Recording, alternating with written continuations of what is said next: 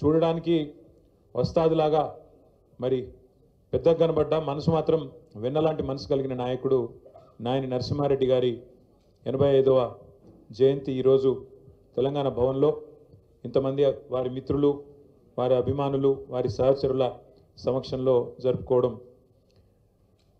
ఒకవైపు చాలా బాధ అనిపిస్తున్నా, మరొక వైపు వారి ఆత్మ ఎక్కడ ఉన్నా తప్పకుండా శాంతిస్తుంది అనే ఒక అభిప్రాయాన్ని వ్యక్తం చేస్తూ ఈ కార్యక్రమంలో పాల్పంచుకుంటున్న పెద్దలు, శాసన మండలిలో ప్రతిపక్ష నాయకులు, ఉద్యమ సహచరులు, గౌరవనీయులు శ్రీ సిరికొండ మధుసూనాచారి గారు, గౌరవనీయులైన ముషీరాబాద్ శాసనసభ్యులు పెద్దలు వారి మిత్రులు ముఠా గోపాల్ గారు, గౌరవనీయులు మాజీ మంత్రివర్యులు మహమూద్ అలీ గారు, మాజీ మంత్రివర్యులు శ్రీనివాస్ గౌడ్ గారు, మాజీ మంత్రివర్యులు పువ్వాడ అజయ్ గారు, అదేవిధంగా గౌరవనీయులైన ముషీరాబాద్ నాయకులు ఎంఎన్ శ్రీనివాస్ గారు, మన్నించాలి, మాజీ మంత్రివర్యులు పెద్దలు దయాకర్ రావు గారు, ఇంకా పేరు పేరున మన మాజీ శాసన మండలి సభ్యులు అన్న కర్ణె ప్రభాకర్ గారు, ఇంకా ఎమ్మెల్యే కుత్బుల్లాపూర్ కేపీ వివేక్ గారు, ఇంకా పెద్దలందరూ చాలామంది ఉన్నారు. వారందరికీ మాజీ శాసనసభ్యులు ఉన్నారు, అదేవిధంగా నియోజకవర్గాల ఇన్ఛార్జీలు ఉన్నారు, కార్పొరేటర్లు ఉన్నారు, ఇంకా చాలామంది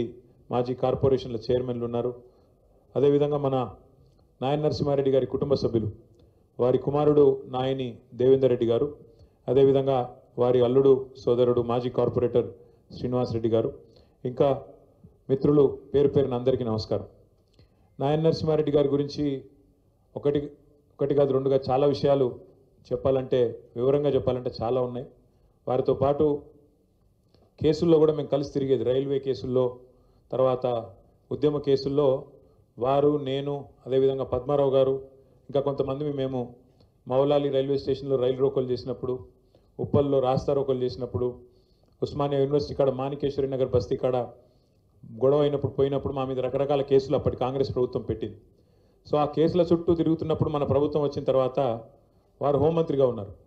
నేను ఒకరోజు అడిగిన, అన్న ఎత్తే రాదే, మీరే హోంమంత్రి, మరి మీరు ఎత్తైపోతే ఇంకెవరు ఎత్తేయాలి మా మీద అంటే, వెంటనే డీజీపీని పిలిచి కేసీఆర్ గారు చెప్పినారు, వెంటనే అన్ని కేసులు ఎత్తేయాలని చెప్పి అన్ని కేసులు, ఉద్యమ కేసులు ఆ రోజు వెంటనే సమీక్షా సమావేశం పెట్టి వారే ఎవరి మీదనైతే కాంగ్రెస్ ప్రభుత్వం ఆనాడు కేసులు పెట్టిందో, ఎవరినైతే ఇబ్బంది పెట్టే ప్రయత్నం చేసిందో ఉద్యమంలో, వారే హోంశాఖ మంత్రిగా మొత్తం ఉద్యమకారులందరి మీద కూడా కేసులు ఎత్తేసే విధంగా వారికి ఆ బాధ్యత అప్పచెప్పింది పెద్దలు కేసీఆర్ గారు. అట్లాగే నాయన నరసింహారెడ్డి గారు కార్మిక పక్షపాతి. నేను ఇండస్ట్రీస్ మినిస్టర్గా ఉంటే వారు కార్మిక మంత్రిగా ఉండే, కొంతకాలం కార్మికులు హోంమంత్రిగా ఉన్నా కూడా కార్మికుల ఇష్యూలు తీసుకొని వచ్చేది వారు. నీకెందుకే ఇవన్నీ అంటే, అరే నేను ఎదిగిందే వాళ్ళతోని, కార్మికులే నన్ను లీడర్ చేసిండ్రు, నేను విఎస్టీ నుంచి మొదలు పెడితే ఎన్నో దానిలా నేను కార్మిక సంఘంలోకి వెళ్ళి వచ్చినోడిని, సోషలిస్ట్ నాయకుడిని, నాకెందుకంటవేంది నువ్వు అని చెప్పి లొల్లి పెట్టి, ఎట్టి పరిస్థితుల్లో కార్మికులను పరిశ్రమలు, యాజమాన్యాలు ఎక్స్ప్లాయిట్ చేయొద్దు, వాళ్ళ పొట్టగొట్టొద్దు, శ్రమ దోపిడీ జరగద్దు అని గట్టిగా జీవితాంతం కొట్లాడిన నాయకుడు కార్మిక పక్షపాతి పెద్దలు నరసింహారెడ్డి గారు. వారి గురించి, వారి యొక్క కమిట్మెంట్ గురించి చెప్పాలంటే, వారు సంపాదించింది పేరు, డబ్బు సంపాదించకపోవచ్చు కానీ పేరు మాత్రం అపారంగా సంపాదించారు. ఎంత పేరు ఎట్లా వస్తుందంటే మనిషికి జీవితంలో, నాకు బాగా గుర్తుంది, నేను పెద్దలు కేసీఆర్ గారితో పాటు ఢిల్లీలో ఉన్నా, 2005వ సంవత్సరమో 6వ సంవత్సరమో కరెక్ట్గా గుర్తులేదు. ఆ రోజు ఇక్కడ కాంగ్రెస్ పార్టీ ఇంకా తెలంగాణలో మనకు తెలంగాణ రాష్ట్రం ఇచ్చే పరిస్థితి లేదు. ఉమ్మడి ఆంధ్రప్రదేశ్లో మన వాళ్ళు ఏదైతే ప్రభుత్వంలో 6 మంత్రులు ఉన్నారో అందులో నరసింహారెడ్డి గారిని ప్రత్యేకంగా అప్పటి ముఖ్యమంత్రి రాజశేఖర రెడ్డి గారు కడప జిల్లాకి ఇన్ఛార్జ్ మంత్రిగా వేసుకున్నాడు. ఆయన మా జిల్లా, నా సొంత జిల్లా, ముఖ్యమంత్రి జిల్లాకి మీరే ఇన్ఛార్జ్ మినిస్టర్ ఉండాలని చెప్పి ఆయన ఇన్ఛార్జ్ మినిస్టర్గా కూడా రాజశేఖర రెడ్డి గారు నియమించుకున్నారు. అంత ప్రాధాన్యత ఇచ్చేది ఆయన కూడా. అయితే నాయన నరసింహారెడ్డి గారు ఆనాడు అమెరికా టూర్లో ఉన్నారు. పార్టీ ఒక నిర్ణయం తీసుకొని 6 మంత్రులు రాజీనామా చేయాలి, మనం కేంద్ర ప్రభుత్వానికి నిరసన చెప్పాలి, యూపీఏ ప్రభుత్వానికి, కాంగ్రెస్ చేస్తున్న మోసానికి వ్యతిరేకంగా తెలంగాణ ప్రజలకు మనం మళ్ళొక్కసారి పదవులు త్యాగం చేసి ప్రజల దగ్గరికి పోవాలని నిర్ణయం తీసుకున్నప్పుడు 6 మంత్రివర్గంలో మన వాళ్ళు ఉన్నారు, టీఆర్ఎస్ వాళ్ళు ఉంటే, 5 ఇక్కడ హైదరాబాద్లో తెలంగాణలో ఉండే, ఒకే ఒక్క నాయన నరసింహారెడ్డి గారు మాత్రం విదేశాల్లో ఉండే ఆ రోజు. కానీ పార్టీ నిర్ణయం తీసుకున్నది, నరసన్న మీరు రాజీనామా చేయాలని చెప్పి వారికి ఫోన్లో సమాచారం అందిస్తే, మీరు నేను చెప్పేది నమ్మరు, ఇవాళ రోజుల్లో రాజకీయాల్లో అట్లాంటి పరిస్థితులు చాలా అరుదు.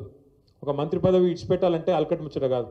అట్లాంటిది నరసింహారెడ్డి గారు అక్కడ, మనం ఇక్కడ అర్ధరాత్రి ఫోన్ చేస్తే సొంత దస్తూరితోని, అది కూడా లేకుండా, కంప్యూటర్ లేకుండా, ఇంకోటి లేకుండా, సొంత దస్తూరితో తెలుగులో నేను నా మంత్రి పదవికి రాజీనామా చేస్తున్నా అని స్వదస్తూరితో చేతిరాతతో రాసి ఎక్కడికి పంపించాలి నేనని చెప్పి ఆ హోటల్లో ఫ్యాక్స్ మెషిన్ ఉంటే ఆ ఫ్యాక్స్ మెషిన్ పట్టుకొని రాజ్భవన్కు ముఖ్యమంత్రికి ఇద్దరికి వెంటనే ఫ్యాక్స్ చేసి మన పార్టీ ఆఫీస్కి ఇంకొక కాపీ ఫ్యాక్స్ చేసి అన్న నువ్వు చెప్పినావు కేసీఆర్ గారికి ఫోన్ చేసి అన్న నువ్వు చెప్పినావు ఇగో నేను 5 నిమిషాల్లో రాజీనామా చేసిన అని చెప్పి అమెరికాలో ఉంటే కూడా వెంటనే 5 సెకండ్లు కూడా ఆలోచించకుండా మంత్రి పదవిని అట్లా తీసి పారేసిండు నాయన నరసింహారెడ్డి గారు.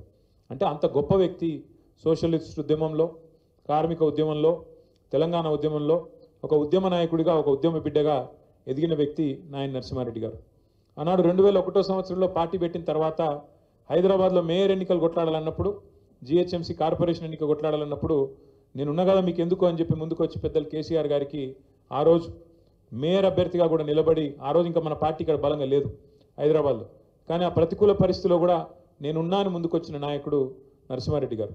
ఎందుకంటే జీవితంలో జయాలు, అపజయాలు, ఎదురు దెబ్బలు ఎన్ని తగిలినా ధీరోదాత్తంగా నిలబడాలి, ముంగటి కోతనే ఉండాలి అనే ఒక సిద్ధాంతాన్ని నమ్మిన నాయకుడు. ఎత్తుకున్న జెండాను దించకుండా మరి మరణించేదాకా కొట్లాడిన నాయకుడు. కేసీఆర్ గారికి ఒక అన్నగా, నరసన్నగా కేసీఆర్ గారు ఎప్పుడు పిలుచుకునేది. ఎక్కడనో నరసన్న అంటే ఆయన వచ్చి ధైర్యం చెప్పే మాటలు, అట్లా కాదన్నా ఇట్లా మస్తుగా చూసినాం, ఇవన్నీ జరుగుతూనే ఉంటాయి, ఎప్పటికప్పుడు ధైర్యం చెప్పేది. అట్లా ఎన్నో గొప్ప అనుభవాలు పెద్దలు కేసీఆర్ గారికి, వారికి ఒక సొంత అన్నదమ్ముల మాదిరిగా కలిసిమెలిసి ఉన్న పరిస్థితి.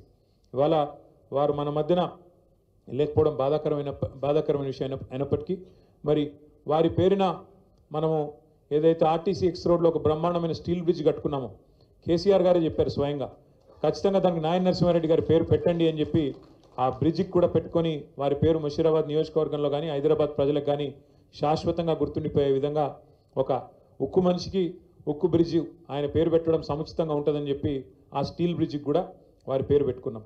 అట్లాగే వారి కుటుంబానికి కూడా పార్టీ ఖచ్చితంగా అండగా ఉంటుంది. వారు దేవేందర్ రెడ్డి గారు కానీ, శ్రీనివాస్ రెడ్డి గారు కానీ, వారి కుటుంబ సభ్యులు కానీ కరోనా సమయంలో ఎంత ఇబ్బంది పడ్డారో, ఎంత తల్లడిల్లినారో మా అందరికి కూడా తెలుసు.